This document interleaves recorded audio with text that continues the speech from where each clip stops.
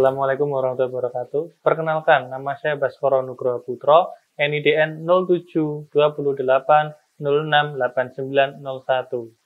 Pada kesempatan kali ini, saya menyusun video pembelajaran yang bertujuan untuk memenuhi bidang pengajaran untuk sertifikasi dosen. Pada video pembelajaran kali ini, saya akan menunjukkan kegiatan belajar mengajar yang saya lakukan pada mata kuliah Pedagogi Olahraga 1. Mata kuliah Pedagogi Olahraga 1 ini merupakan salah satu mata kuliah inti yang ada di program studi S1 Pendidikan Jasmani, Kesehatan, dan Rekreasi. Melalui mata kuliah Pedagogi Olahraga 1, mahasiswa mendapatkan ilmu pengetahuan terkait apa yang dimaksud dengan pedagogi, lalu apa yang dimaksud dengan pedagogi olahraga, dan bagaimana cara mengimplementasikan pedagogi olahraga dalam berbagai konteks, seperti contohnya physical activity, physical education, dan juga sport. Terima kasih. Wassalamualaikum warahmatullahi wabarakatuh.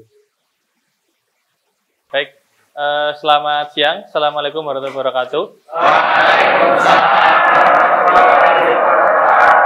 Baik, pada hari ini kita akan mempelajari terkait dengan pedagogi olahraga. Ada yang sudah pernah dengar istilahnya, pedagogi olahraga? Belum. Kalau olahraga? Tapi ketika ditambah pedagogi belum ya? Oke, dalam olahraga atau sport science atau ilmu keolahragaan itu sebenarnya terdiri dari berbagai macam ilmu keolahragaan, subdisiplin. Jadi di ilmu keolahragaan itu ada subdisiplin yang mendukung sehingga terjadinya ilmu keolahragaan atau yang sering kita kenal sport science. Kalau dalam istilah internasional sport science, cuma bedanya dengan sport yang kita kenal, di sportsnya itu terakhir ada huruf S-nya, jadi keolahragaan. Jadi makanya kita namanya Faculty of Sports. Bukan Faculty of Sport ya, tapi Faculty of Sports. Jadi ada S-nya, makanya Fakultas Keolahragaan. Jadi ada beberapa bidang ilmu atau subdisiplin yang memang mendukung sport science itu biar bisa berjalan dengan baik. Seperti yang kita tahu, kalau sport science ini memegang peranan penting dalam pengembangan olahraga, entah itu olahraga pendidikan, olahraga prestasi, maupun juga olahraga rekreasi atau sekarang yang dikenal dengan olahraga masyarakat. Nah, pedagogi olahraga ini salah satu ilmu yang mendukung di dalamnya. Sebenarnya pedagogi olahraga itu apa sih? Jadi kalau kita lihat di pedagogi olahraga,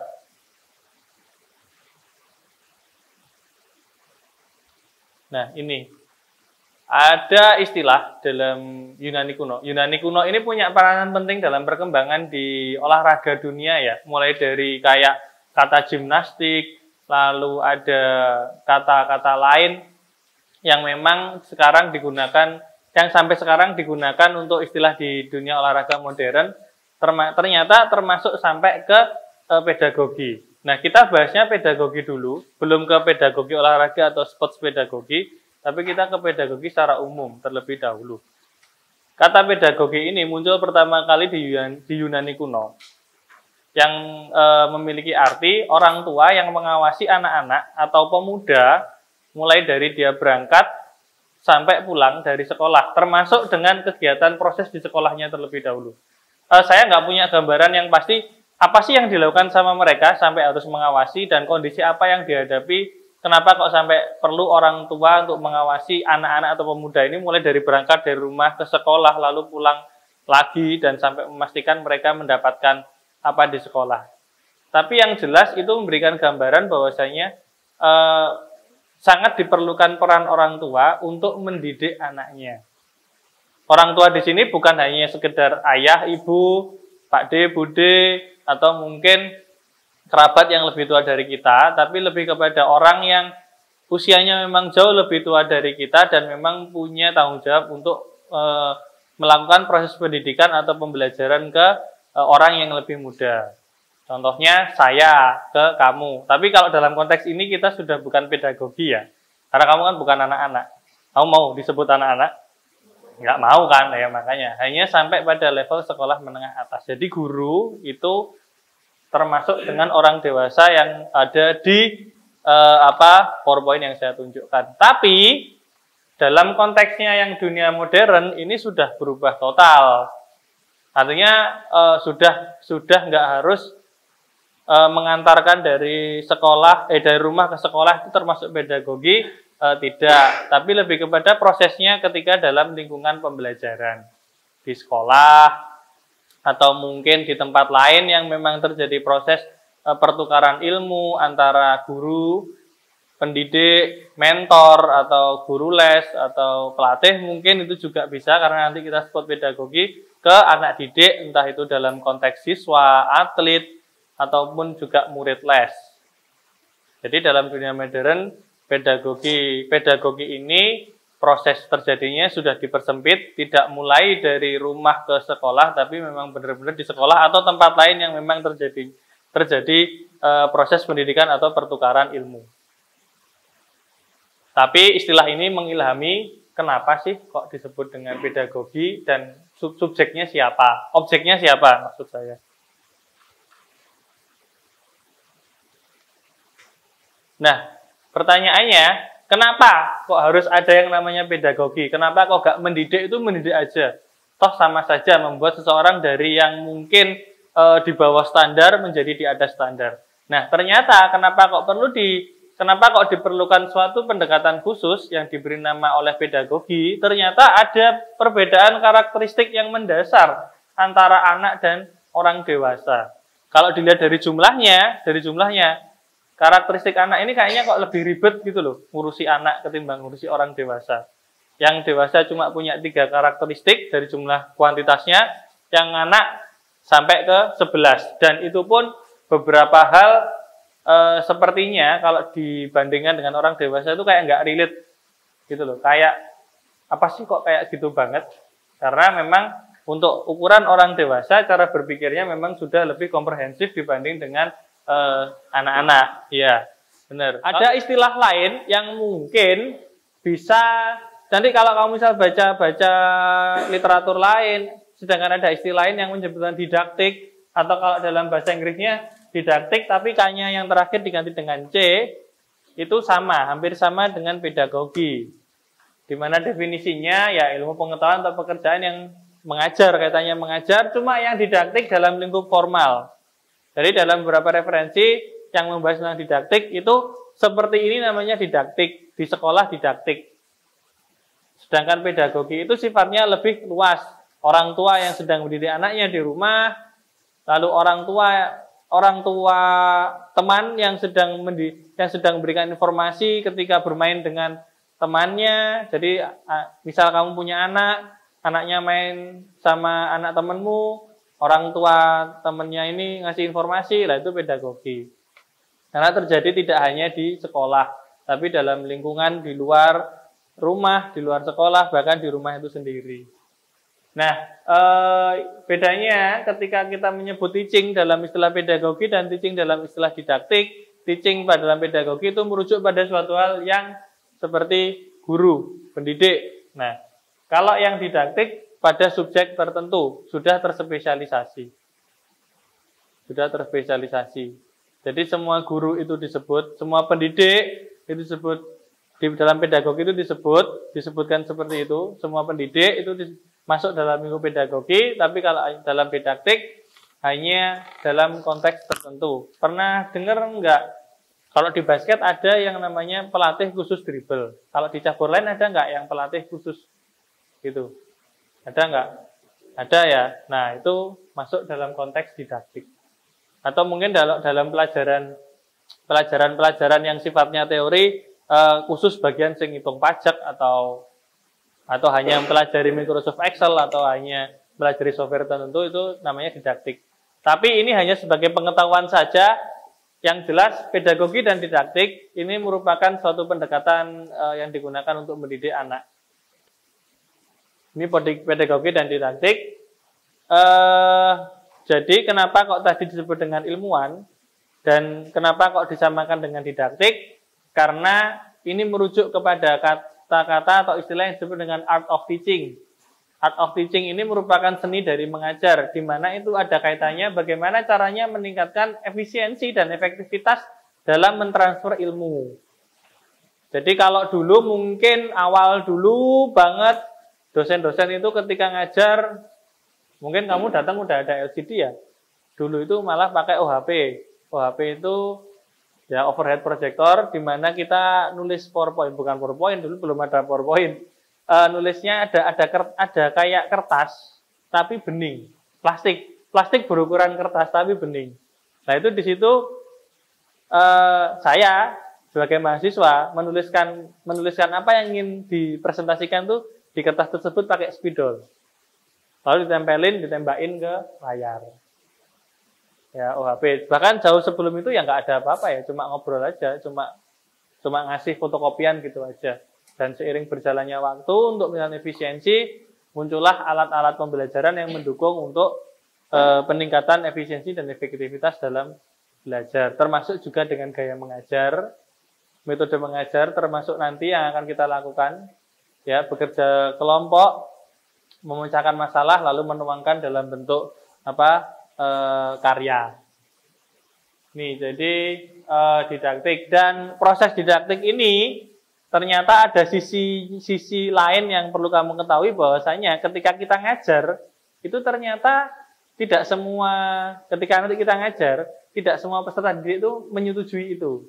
Jadi ketika saya ngomong gini, kamu tidak setuju, nggak masalah, karena pada didaktik cenderung mengeluarkan instruksi atau apapun itu meskipun merasa tidak dibutuhkan oleh peserta didik. Jadi kalau kita kembali ke karakteristik anak yang sifatnya unik, anak itu kadang ketika mengikuti pembelajaran tertentu merasa, aku nggak seneng matematika, aku nggak butuh, aku nggak seneng penjas, aku nggak butuh, aku sukanya gambar. Nah, itu tetap harus dilakukan. Karena memang itu penting untuk anak, dan kita tidak perlu persetujuan untuk anak. Tidak perlu persetujuan dari peserta didik, ya diajarkan ya diajarkan. Kalau memang secara peraturan atau kebijakan harus diajarkan, tidak perlu namanya setujui. Ya, kecuali ada beberapa konteks dalam andragogi, makanya pedagogi ini disamakan dengan didaktik, sedangkan andragogi tidak. Karena pada andragogi, sifatnya kalian bisa memilih. Tapi mungkin memilihnya seperti ini. Aku mata kuliah A cukup dapat nilai C aja karena aku nggak terlalu paham. Tapi untuk mata kuliah lain saya harus dapat nilai A yang saya memang butuhkan. Atau ada mata kuliah pilihan. Atau mungkin cara menyelesaikan mata kuliah yang menjadi pilihan. Mau pakai skema Merdeka Belajar atau pakai skema yang kuliah reguler. Nah, itu baru bisa dilakukan pada andragogi. Dan didaktik ini tidak diasosiasikan dengan andragogi.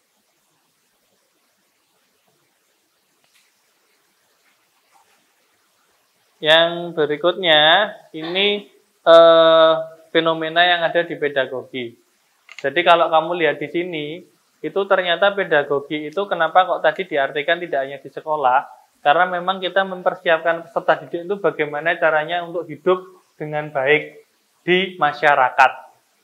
Bahkan ada beberapa case di situ pengalaman berada di rumah, lingkungan teman, di antara teman sebaya. Nah, itu kan berarti ketika kita ngomong pedagogi, kita tidak hanya membelajarkan, kalau kita guru penjas, kita tidak hanya membelajarkan caranya lari seperti ini, caranya jalan seperti ini, tapi lebih kepada mendidik. Ya, jadi melalui materi-materi yang ada di penjas, kita diberi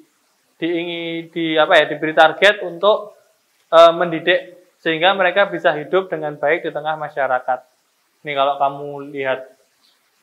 Jadi gimana sih rasanya hidup sebagai anak, dididik menjadi anak yang baik, bagaimana rasanya menjadi kakak, menjadi adik, atau menjadi teman tim yang diharapkan untuk mungkin cetak gol, atau teman satu tim yang diharapkan bisa menjadi kiper yang bagus. Nah itu kita mendidik mereka seperti itu. Jadi kayak disimulasikan dengan real life. Karena bagaimanapun juga, sepinter-pinternya anak dalam sekolah, kalau mereka tidak diberi kemampuan atau bekal untuk beradaptasi dengan lingkungan sekitar, maka kemungkinan untuk suksesnya akan sangat sedikit.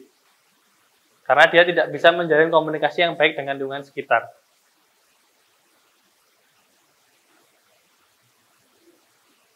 Kalau tadi pedagogi sudah paham, sudah saya jelaskan alurnya seperti apa dan fungsinya seperti apa, maka sekarang kita akan mencoba untuk memahami pedagogi olahraga. Apakah pedagogi olahraga diasosiasikan dengan pendidikan jasmani? Tidak. Pendidikan jasmani itu ada di dalamnya pedagogi olahraga. Jadi kalau dilihat ini ada beberapa, ada lima tanggapan dari ahli yang menyatakan bahwasanya yang biru itu ya jadi semua hal yang terkait dengan mendidik di dalam konteks ilmu keolahragaan, maka itu ada kaitannya dengan pedagogi olahraga. Ketika pelatih berusaha untuk memotivasi atletnya, mendisiplinkan atletnya, lalu berusaha untuk membuat si atlet sadar terkait dengan kesehatan dan cara menjaga gizi, pola tidur yang baik, meskipun itu tidak terjadi di dalam ruang kelas atau sekolah, maka itu tetap disebut dengan pedagogi olahraga. Karena ada unsur pendidikannya. Lalu yang hijau, jadi pedagogi olahraga ini memegang peran sentral untuk membelajarkan gerak. Ya, pedagogi ilmu untuk mendidik. Sedangkan olahraga ada kaitannya dengan belajar gerak. Jadi bagaimana caranya membelajarkan gerak, semuanya ada di pedagogi olahraga. Lalu bertanggung jawab atas semua intervensi dalam belajaran gerak. Ketika kita belajarkan gerak, apa yang harus kita lakukan? Memberi semangat, memberi penjelasan yang jelas, memberi feedback, memberi penguatan, membuat atau mengembangkan alat yang membantu anak untuk mempermudah proses pembelajaran gerak. Itu semuanya ada di pedagogi olahraga. Lalu menjembatani antara ilmu keolahragaan dan ilmu pendidikan. Jadi selama ini ketika sebelum ada pedagogi olahraga, ini ilmu keolahragaan dan ini ilmu pendidikan. Ini masih ada gap yang harus dipenuhi agar mereka bisa tersinkronisasi dengan baik. Dan akhirnya muncullah pedagogi olahraga, di mana pedagogi olahraga ini mengambil beberapa teori pendidikan yang memang sesuai dan dapat digunakan dalam konteks membelajarkan gerak atau mendidik orang yang memang dalam kesehariannya mempelajari gerak. Dan yang terakhir, ini bidang ilmu teori dalam ilmu keolahragaan. Jadi tadi di awal saya bilang ilmu keolahragaan itu banyak sekali ilmunya. Nah, salah satunya adalah sport pedagogi. Kalau ada hal lain lagi seperti psikologi olahraga, biomekanika, gizi, ilmu kesehatan, itu merupakan rumpun-rumpun ilmu yang membentuk dari ilmu keolahragaan.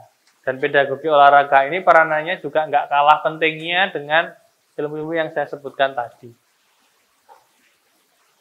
Terus gimana sih cara bekerjanya pedagogi olahraga ini? Apakah ya hanya sekedar membelajarkan atau bagaimana? Jadi ada empat hal yang memang harus kamu pegang ketika ingin pedagogi olahraga ini bekerja dengan baik. Yang pertama, jadi Anda sebagai pendidik dan juga anak yang dididik nanti harus sadar terkait dengan fakta. Jadi sadar dengan fakta itu ya berarti dia tahu terkait dengan mana yang benar dan mana yang salah. Karena kan kita kalau dalam proses belajar kan secara sederhana kan ya ini benar, ini salah. Ini gerakan yang benar, ini gerakan yang salah. Ini caranya yang benar, ini caranya yang salah. Lalu yang kedua, ini jadi kita punya kesadaran yang jelas, yang secara eksplisit terlihat nyata, itu kita harus paham. Jadi dalam situasi tertentu, ini ada lawan di depan saya pegang bola, apa yang harus saya lakukan? Apakah passing atau melewati? Tuh. Di depan ada gawang, apa yang harus saya lakukan? Apakah mengoper, apakah menendang? Atau dalam konteks kehidupan sehari-hari, di depan jalannya bolong, apakah saya meloncati, atau jalan lewat pinggir, atau bagaimana? Nah, itu yang perlu diperhatikan. Lalu yang ketiga adalah semua informasi, fakta, kebenaran, dan prinsip yang dipelajari itu menjadi suatu hal yang bisa dipegang teguh. Jadi memang benar-benar informasinya itu benar dan memang diyakini benar dan harus benar-benar bisa diimplementasikan dalam kehidupan nyata. Lalu yang keempat,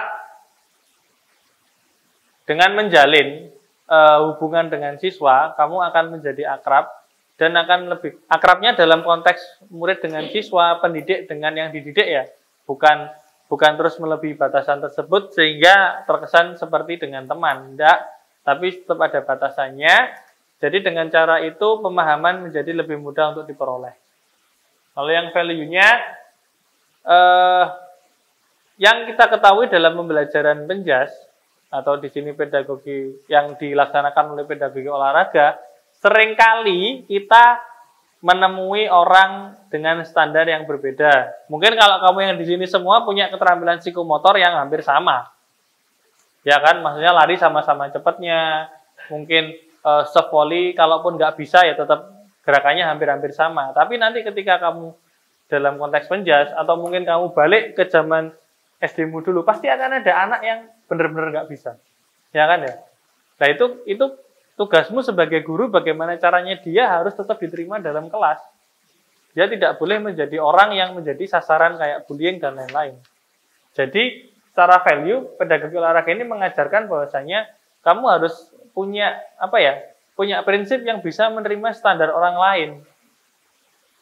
Jadi kamu nggak boleh misal ada anak nggak bisa nendang, terus akhirnya tidak diterima dalam konteks pedagogi olahraga, tidak. Karena ini konteksnya bukan olahraga prestasi. Jadi mereka harus tetap diakomodir. Yang terakhir aspek tingkah laku. Jadi dalam bertingkah laku, ini sangat penting untuk mengontrol pendapat atau perasaan umum tentang sesuatu. Berkaitan dengan yang value. Kalau ketemu dengan orang yang memang secara psikomotor tidak bisa, maka pendapat yang diutarakan harus dikemas dengan baik. Tidak boleh ngono era iso. Tidak boleh seperti itu, gitu aja kok nggak bisa. Nggak boleh. Yang diungkapkan pendapatnya adalah suatu hal yang positif.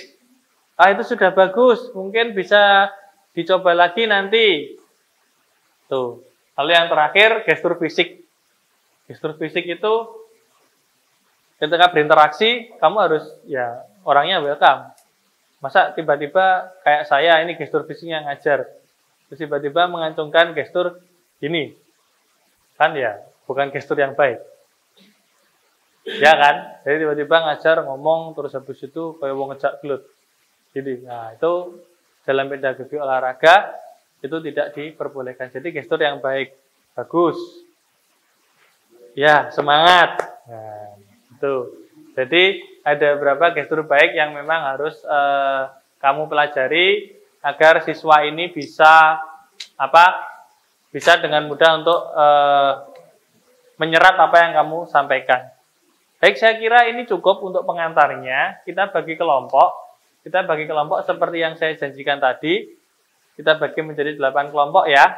8 kelompok nanti berhitung mulai dari Angel berarti 1, 2, 3, 4, 5, 6, 7, 8. Kalau udah 8, balik satu lagi. Ya. Yang perlu kamu cari, itu konteksnya tidak pedagogi yang biasa, tapi pedagogi olahraga. Kenapa pedagogi olahraga itu penting? Dan cari alasannya. Misal kamu punya tanggapan tidak penting, buat saya itu tidak masalah, tapi harus ada alasan logisnya. Ya, tolong jawabannya nanti ditulis di kertas yang sudah saya kasih, buat semenarik mungkin biar nanti teman yang mempelajari itu bisa tertarik. Paham ya? Paham. Oke, good. Untuk waktu kurang lebih 15 menit.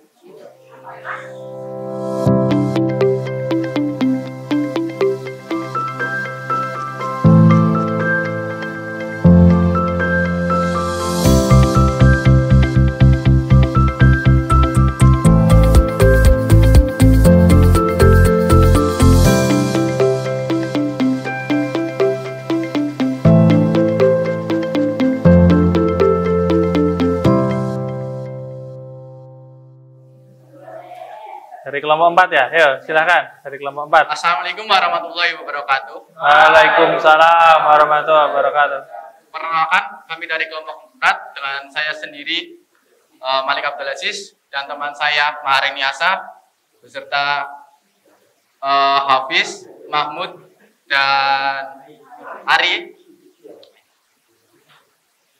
Pertanyaan pertama, apakah pedagogi itu penting? Ya, menurut kelompok kami itu sangat penting. Kenapa? Mengapa pedagogi itu penting? Dengan adanya pedagogi, pengajar dapat memahami siswa atau murid dengan memanfaatkan prinsip-prinsip perkembangan kognitif siswa, dan guru dapat memahami kepribadian siswa dan menerapkannya dalam pembelajaran. Dan pedagogi olahraga juga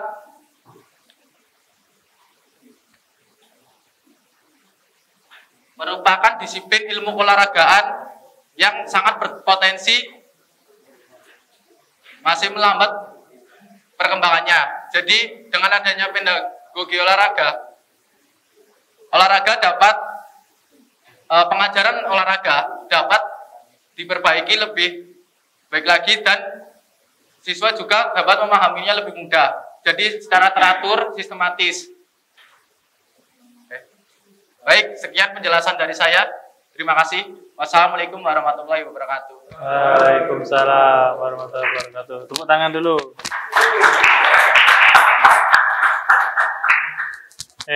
Baik.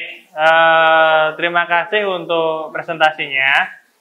Jadi gini, ada beberapa hal yang perlu kita koreksi dulu. Yang pertama, namanya pedagogi, nggak pakai N. Jadi bukan pedagogi. Jadi pedagogi. Ya, kalau dalam istilah asingnya pedagogi.